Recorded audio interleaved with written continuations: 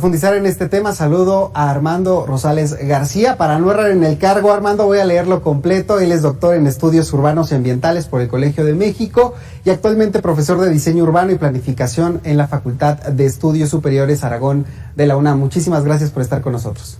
Alejandro, muy buenas noches, un gusto estar aquí con ustedes. Bueno, veíamos este panorama, las voces de los especialistas y sobre todo a mí me llamaban mucho la atención las imágenes de ayer de la calzada Zaragoza, la México-Puebla, lo que nos compartían también por la tarde nuestros compañeros de Michoacán después de este paso de la tormenta tropical Andrés. Preguntarle, ¿por qué si se invierte tantos recursos no son visibles para los ciudadanos? Bueno, en realidad es un problema histórico y es un problema del modelo en el que manejamos los recursos hídricos en México. Desafortunadamente, pues las infraestructuras hidráulicas, la infraestructura sanitaria de la ciudad están enterradas, ¿no? Son infraestructuras que no vemos hasta que ocurren estas catástrofes y que afectan seriamente a la población. La Ciudad de México, si quisiéramos cambiar toda la infraestructura hidráulica y sanitaria de la ciudad, requeriríamos invertir más de 350,000 millones de pesos y necesitaríamos estar invirtiendo una cantidad superior a los 7,000 millones de pesos solo en estar reponiendo la infraestructura hidrosanitaria actualmente. El problema de la ciudad es que seguimos extrayendo agua del subsuelo en altas cantidades. La mayor parte del agua que consumimos en el Valle de México es extraída del subsuelo de la ciudad. Y por otro lado, la estamos expulsando a través del drenaje profundo, a través del Gran Canal, a través del Tajo de Nochistongo, del sistema del interceptor poniente, la expulsamos fuera del Valle de México. Es un modelo no sustentable para el futuro de la ciudad. Doctor, ¿cuánto invierte la Ciudad de México y el Estado de México en esta materia, en la materia hídrica? Las inversiones son altísimas, son superiores a los 10,000 millones de pesos, lo que se tiene que invertir cada año. Invierten también los municipios, o sea, la Ciudad de México tiene un sistema centralizado a través del SACMEX. Por otro lado, el gobierno del Estado de México tiene la Comisión de Agua del Estado de México y además los municipios tienen que invertir en agua potable y en saneamiento, más las inversiones que tenemos por parte de la Conagua.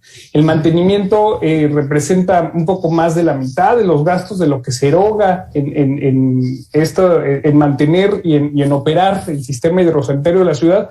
El problema es que ha habido un problema de expansión urbana, de un crecimiento urbano acelerado, sobre todo en la periferia, en los municipios que forman parte de la zona metropolitana del Valle de México, los municipios periféricos, pero no ha crecido al mismo ritmo la infraestructura, por ejemplo, de drenaje de la ciudad. Seguimos utilizando el Gran Canal, han concluido los túneles emisores nuevos del sistema de drenaje profundo, pero tenemos que recurrir a los viejos canales y a la vieja infraestructura que obviamente porque fue edificada desde principios del siglo XX y que no es suficiente en la actualidad para los más de 20 millones de habitantes que tenemos aquí en la Ciudad de México. Yo me acuerdo que en el 2019, doctor, presentaban con bombo y plantillo este túnel emisor oriente, la jefa de gobierno, en una gran ceremonia, incluso participando también Blanca Jiménez, la titular de la Conagua, haciendo referencia a que pues iban a acabar estos encharcamientos, estas grandes inundaciones que iban a surtir prácticamente a la Ciudad de México, Hidalgo en este problema que tenemos de drenaje. Pero yo le preguntaría, en esta evaluación y con las lluvias que hemos tenido, ¿realmente se ha visto una gran diferencia? Pues al menos no ha colapsado la ciudad realmente, pero tenemos un problema en la manera en que manejamos todos los recursos hídricos de la ciudad. Un problema es que seguimos, al momento en que extraemos agua del subsuelo, esto genera hundimientos en toda la Ciudad de México. Y estos hundimientos son los que vemos en el metro, en la línea A, los que vemos en el oriente de México, los que vemos en problemas en el hundimiento de los puentes, en el hundimiento de calzadas y avenidas, e incluso en fracturas y grietas de la propia infraestructura hidrosanitaria de la ciudad. Entonces, mientras sigamos extrayendo agua del subsuelo, se va a seguir fallando toda la red primaria de drenaje y la red secundaria de drenaje. No así el drenaje profundo. El drenaje profundo nos salva de que colapse toda la Ciudad de México en su conjunto, ¿no? Pero la fractura en las redes de drenaje en las calles, que aparezcan socavones como el que apareció la semana pasada también en la ciudad, y que sigamos padeciendo de estas inundaciones y de estos colapsos que afectan a infraestructuras incluso como el metro, no va a cambiar mientras sigamos extrayendo agua del subsuelo de manera acelerada y no cambiemos la manera en la que utilizamos nuestros recursos hídricos, no aprovechemos y reutilicemos lo que era la construcción del nuevo aeropuerto de la Ciudad de México en Texcoco, de que reutilicemos y rescatemos el lago Nabor Carrillo, así como los humedales en la zona sur de la Ciudad de México. Se necesita hacer un replanteamiento del manejo de todos nuestros recursos hídricos de vista al cambio climático y a la expansión demográfica y al acelerado crecimiento urbano que va a seguir teniendo la zona metropolitana. Ahorita usted hacía referencia al metro, estas inundaciones que hemos visto. Yo recuerdo desde hace muchísimos años este problema en la línea A del metro, esta que corre de La Paz a Pantitlán. Siempre, tiro por viaje en estas inundaciones, la gente que se queda ahí parada con sus autos. O sea, el haber construido el metro ahí no fue un error grave. ¿Se puede subsanar ese error y de qué manera podría ser? Sí se podría subsanar, tendrían que obviamente hacerse inversiones muy costosas, sobre todo para los sistemas de cimentación en esa zona de la ciudad. Tendría que evitarse el consumo tan acelerado de agua de los mantos profundos y de pozos profundos, evitarse la extracción. Y tenemos que recordar que la zona oriente de la ciudad, hacia Aragón, hacia Ciudad de Nezahualcóyotl, hacia Los Reyes La Paz, hacia el oriente, hacia donde están las líneas A y B del metro, era la zona profunda del lago de Texcoco, era la zona más profunda y tenemos suelos de arcillas que son altamente compresibles, o sea, se comprimen muy fácilmente. A la hora en que extremos agua, eso genera los hundimientos diferenciales y ese es el problema que tenemos con la línea A del metro.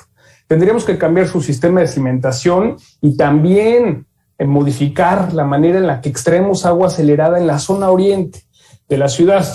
Tendríamos que estar reinfiltrando agua hacia los mantos freáticos de la ciudad. Tendremos que tener, no sé, un sistema de azoteas verdes y de cosecha de agua en la ciudad para poder evitar esos hundimientos y que afecten estas infraestructuras. Déjame regresar al tema del túnel emisor oriente. ¿Cuál sería el alcance? ¿Cuál sería la vida que pueda de alguna forma tener esta gran obra que además tardó muchísimo tiempo para poder desahogar este problema de drenaje en el país? Y si no se va a quedar corto con el paso del tiempo y con esta visión que en ocasiones pues es limitada de las autoridades en el tema de la planeación urbana.